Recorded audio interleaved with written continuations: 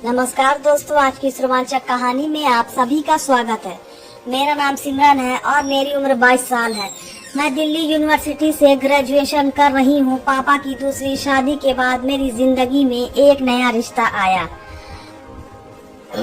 एक सौतेले भाई जिसका नाम आर्यन था। आर्यन मुझसे बस 2 साल बड़ा था, लेकिन उसकी मौजूदगी में एक अजीब सा अपनापन भी था और एक अनकहा खिंचाव भी। पहले जब पापा ने बताया कि वह दोबारा शादी करने वाले हैं तो मुझे गुस्सा आया था।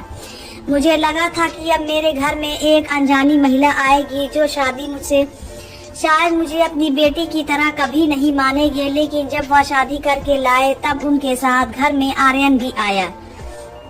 पहली बार जब मैंने उसे देखा, वह हल्की दाढ़ी वाला, शांत आंखों वाला और थोड़ा शर्माया हुआ था। उसकी नजरों में एक अजीब सी मासूमियत थी जो दिल को छू जाती थी। पहले कुछ दिन हम दोनों एक दूसरे से बहुत औपचारिक तरीके से बात करते रहे, बस हाय हेलो तक सीमित रहे। पर धीरे धीरे घर की दीवारों के बीच जो चुप्पी थी वह हमारे बीच की बातों से टूटने लगी। वह मुझसे पढ़ाई में मदद मांगता तो मैं उसे नोट्स ठीक कराती, कभी वह मेरा लैपटॉप ठीक कर देता तो मैं उसके लिए कॉफी बना देती। धीरे धीरे हमारे बीच एक सहज रिश्ता बनने लगा, पर इस सहजता के पीछे कहीं एक अनकहा आकर्षण भी था जो मैं खुद से भी छिपा न चाहती थी। एक दिन शाम को मम्मी पापा किसी रिश्तेदार के घर गए हुए थे। घर में सिर्फ और मैं आर्यन ही थे। उस दिन मौसम कुछ अजीब था, न ठंडा गर्म न ठंडा, बस हवा में हल्की सी नमी और खामोशी।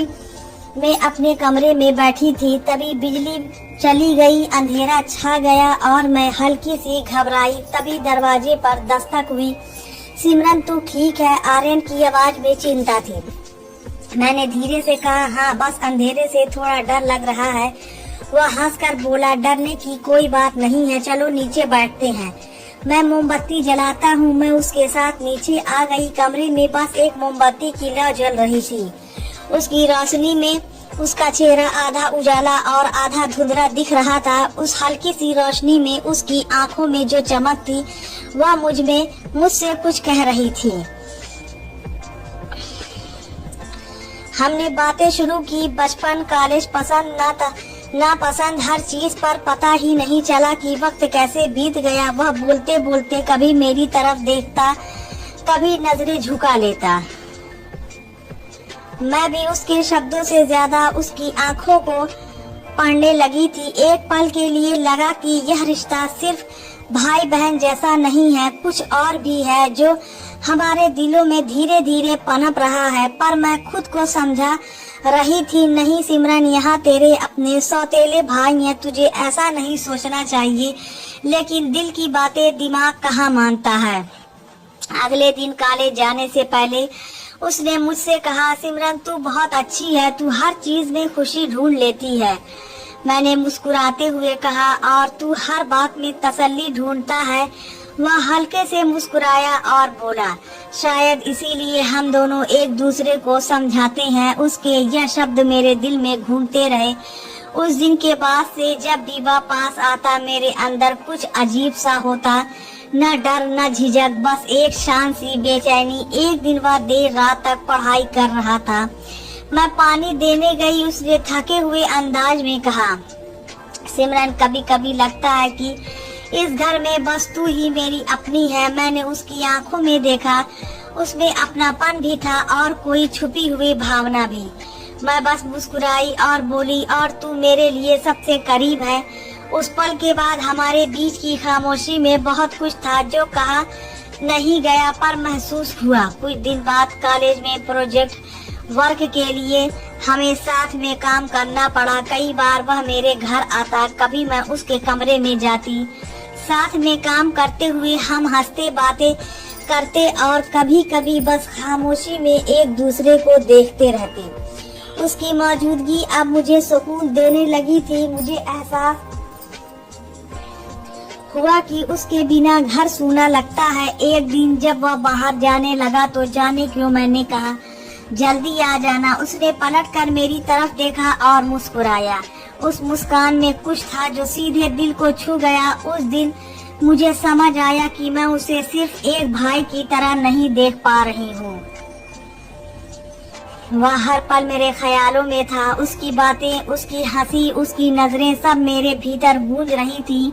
रात को जब मैं कमरे में अकेली थी, उसकी यादें याद करके मुस्कुराती रही। उस दिन के बाद हमारे बीच एक अलग सा अपनापन बनने लगा। जब भी वह पास होता मेरी सांसें तेज हो जाती, दिल की धड़कनें कुछ कहने लगती, पर हम दोनों ने कुछ भी खुलकर नहीं कहा। शायद डर था या फिर समाज की वह सीमाएं जो हमें बांध लेती हैं। लेकिन दिल कब रुकता है। एक शाम हम छत पर बैठे थे, हवा धीमी थी, आसमान में चांद आधा निकला था। वह बोला, सिमरन, कभी कभी लगता है कि कुछ बातें कह देनी चाहिए, वरना वह दिल में रहकर भारी हो जाती है। मैंने पूछा, कौन सी बातें? वह थोड़ी देर चुप रहा, फिर बोला, छोड़ो, तुम नहीं समझोगे। मैंने कहा, कोशिश तो कर सकती हूँ। उसकी आंखों में झांकते हुए बोली, वह बस हल्के से मुस्कुराया और बोला, तू समझती बहुत है सिमरन। उसकी आंखों में कुछ ऐसा था जो शब्दों से ज्यादा बोल रहा था। उस पर मुझे लगा कि हमारे बीच जो रिश्ता है वह किसी नाम का मोहताज नहीं, बस एहसास ही काफी है। मैं जानती थी कि शायद हमें यह सब नहीं सोचना चाहिए। हर पल दिल की यह खामोशी अब मोहब्बत बन चुकी थी। उस रात मैं देर तक छत पर बैठी सोचती रही कि क्या यह सब सही है या गलत। पर जब भी मैं खुद से सवाल पूछती, जवाब बस एक आता, वह मुस्कान, वह नजरें झूठी नहीं हो सकती। तभी मेरे फोन पर उसका मैसेज आया, तो सो मत, मैं अभी नीचे हूँ। मैंने देखा वह सच में नीचे ही था। उस रात के बाद से हमारी नजरों के बीच सब कुछ बदल गया था। दोस्तों, वह जो चुप्पी कभी हमें अलग करती थी, अब वही हमें करीब लाने लगी। अब हर सुबह जब मैं कॉलेज के लिए निकलती तो आर्यन दरवाजे पर खड़ा होता और हल्के से मुस्कुरा कर कहता, ध्यान रखना, और मैं उसकी उस मुस्कान को अपने साथ ले जाती।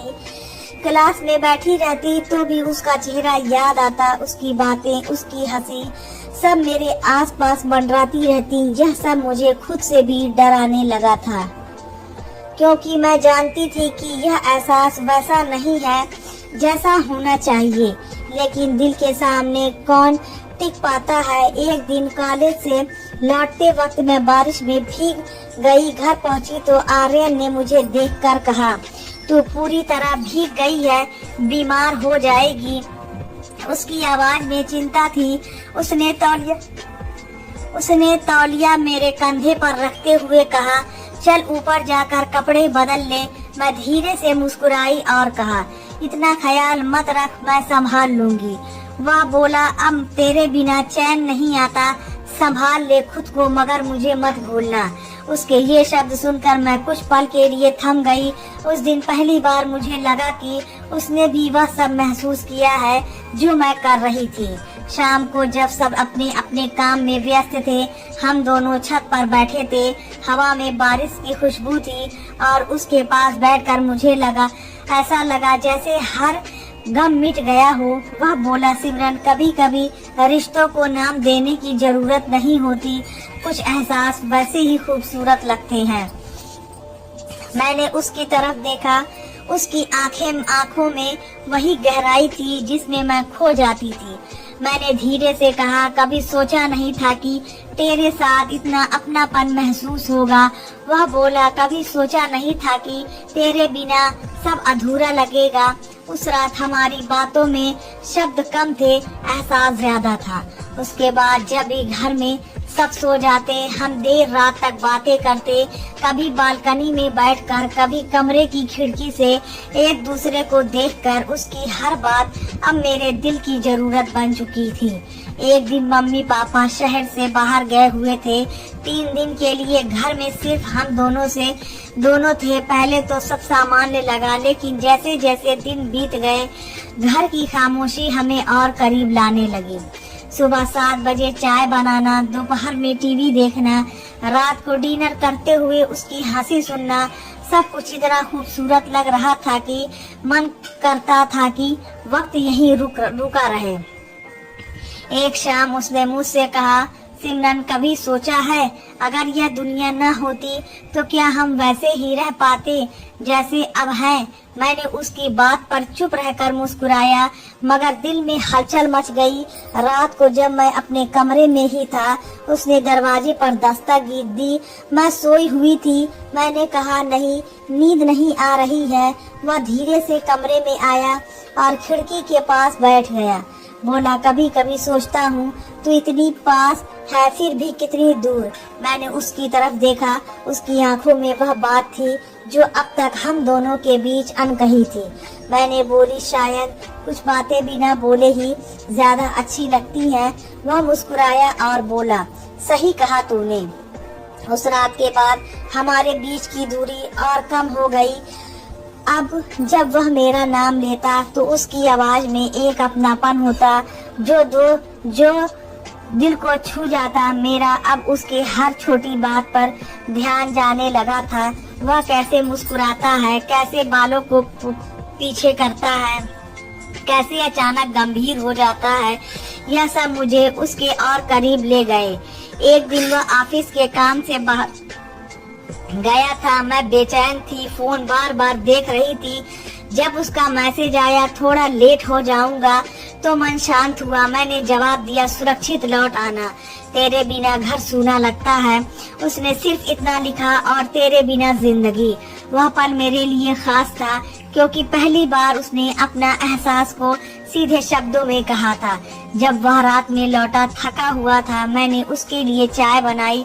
उसने चाय पीते हुए कहा, तू हर चीज में सुकून डाल देती है। मैंने मुस्कुरा कर कहा, और तू हर बात में अपनापन। उस पल हमारे बीच की खामोशी में बस दिल की आवाज थी।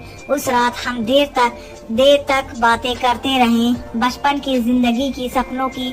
उसने कहा, कभी अगर वक्त साथ दे तो मैं तुझे बताऊंगा कि मैं कैसा महसूस करता हूँ। मैंने कहा, शायद मैं पहले से ही जानती हूँ। वह मुस्कुराया और बोला, तू सच में सब समझ जाती है। धीरे धीरे अब हमारे दिनचर्या में एक दूसरे की मौजूदगी जरूरी हो गई थी। कॉलेज से लौटते ही मैं सबसे पहले उसे ढूंढती। वह ऑफिस से आते ही पूछता, थक गई होगी। मैं उसके लिए चाय बना यह सब बहुत छोटा लगता था, पर दिल को गहराई से छू जाता था। एक दिन मम्मी ने मुझसे पूछा, तू और आर्यन अब अच्छे से रहते हो ना? मैंने बस मुस्कुरा कर कहा, बहुत अच्छे से। उन्होंने क्या पता था कि हमारे बीच अब सिर्फ समझदारी नहीं बल्कि एक अनकहा रिश्ता बन चुका है। अब मुझे उसके बिना रहना मुश्किल लगने लगा था। उसकी एक झलक से दिन बन जाता, उनकी उपस्थिति से सब सूना हो जाता। एक दिन जब वह काम से देर से लौटा, मैं लाइट बंद करके सोने का नाटक कर रही थी, लेकिन जैसे ही उसने दरवाजा खोला, मेरे अंदर कुछ कांप गया। उसने धीरे से मेरे सिर पर हाथ रख दिया, शायद यह देखने के लिए मैं सो रही हूँ या नहीं। मैंने आंखें बंद रखी, पर दिल में हलचल थी। उसकी उंगलियों की वह हल्की सी चुभन मेरे अंदर तक उतर गई। मैं चाह कर भी कुछ नहीं बोल सकी। अगले दिन जब हम नाश्ता कर रहे थे, वह बोला, कल रात तू जल्दी सो गई थी। मैंने मुस्कुरा कर कहा, शायद। वो बोला, पर तू मुस्कुराते हुए सोई थी। उसकी यह बात सुनकर मेरे गाल हल्के से लाल हो गया। अब हमारे बीच जो रिश्ता था वह शब्दों से नहीं, निगाहों से चलता था। हम दोनों को अब किसी बात की जरूरत नहीं थी, बस एक दूसरे को मौजूदगी ही काफी थी। एक शाम जब मम्मी पापा लौटे तो लगा जैसे घर फिर से सामान्य हो गया है, पर हमारे दिलों में जो कहानी शुरू हुई थी वह अब रुकने वाली नहीं थी। आर्यन अब पहले से ज्यादा खामोश रहने लगा था, शायद अपने एहसासों को छुपाने की कोशिश में, और मैं हर दिन उसकी उस खामोशी को पढ़ती रहती। एक रात उसने मुझे मैसेज किया, कभी अगर यह सब गलत लगता है तो रोक लेना मुझे। मैंने जवाब दिया, दिल को कैसे रोक सकता है। वह बोला, फिर जो होगा उसे वक्त पर छोड़ देती हैं। तो दोस्तों, यह थी हमारी आज की कहानी। अगर आपको पसंद आए तो लाइक कर दें और हमारे चैनल को भी सब्सक्राइब कर लें। मिलते हैं अगली वीडियो में, तब तक के लिए धन्यवाद।